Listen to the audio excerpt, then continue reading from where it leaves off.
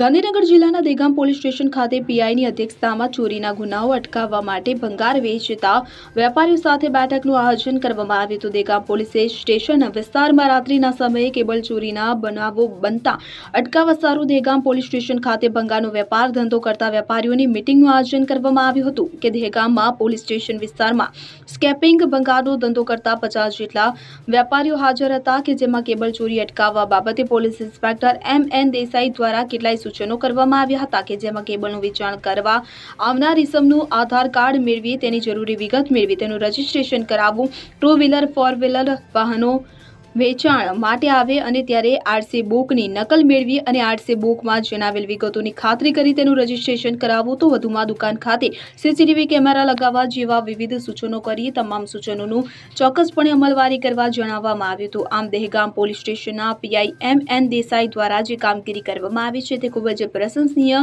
ગણી શકાય છે। Agarsinh Chauhan, CN24 news, Harsoli, Dehgam. હવે જુઓ દેશ દુનિયાની તમામ ખબરો તમારી આંગળીના ટેરવે। ઉઠાવો મોબાઈલ અને ગૂગલ પ્લે સ્ટોર પરથી ડાઉનલોડ કરો અમારી CN24 ન્યૂઝ મોબાઈલ એપ।